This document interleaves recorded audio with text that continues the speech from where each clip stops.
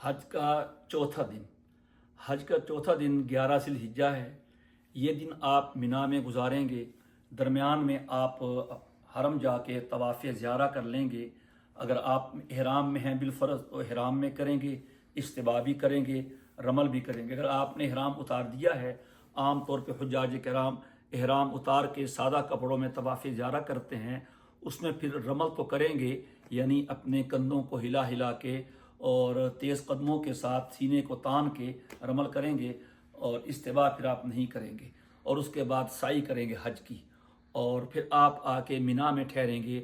आज आपने तीनों शैतानों की रमी करनी है, पहले की, दूसरे की और तीसरे की। 7 कंकरियां पहले शैतान को मारनी है, जिसको छोटा शैतान कहते हैं, जमरा ऊला। फिर 7 कंकरियां दरमियान वाले शैतान को मारनी है, और जमरा वुस्ता। फिर 7 कंकरियां आखिरी शैतान को मारनी है, जमरा उक़बा।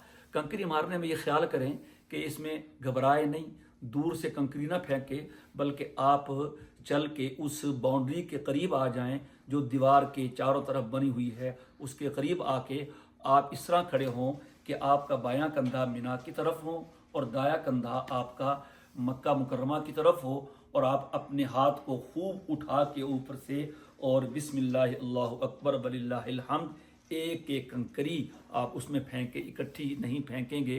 पहली 2 कंकरी मारने के बाद, यानी पहले 2 जमरात के बाद दुआ करनी चाहिए। ये जगह दुआ की कबूलियत की है। जो आखिरी कंकरी है, यानी जमरा उक़बा, बड़ा शैतान, इसके बाद कंकरी मारने के बाद दुआ नहीं करनी चाहिए। फिर आप ये दिन भी मिना में गुजारेंगे। अपनी नमाज़ें मस्जिद खैफ में पढ़ सकें वहाँ पढ़ें, अपने खैमे में कोशिश करें नमाज जमात से पढ़ें। ये बड़े अहम अय्याम हैं, अल्लाह ताला के ज़िक्र के अय्याम हैं। तो औक़ात मिना में, अय्याम मिना में अल्लाह ताला को याद करते रहें। अल्लाह पाक ने फरमाया है, वज़कुरुल्लाह फ़ी अय्यामिन मादूदात, इन चंद दिनों में अल्लाह ताला का ज़िक्र करो, उसको याद करो।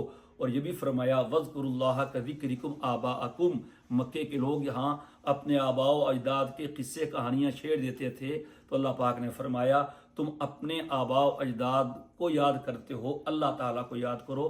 तो हुज्जाज किराम दी अपने इस लम्हात को कीमती बनाएं, ज़िक्र में, तस्बीह में, नमाज में, और गैर ज़रूरी बातों से इज्तिनाब करें।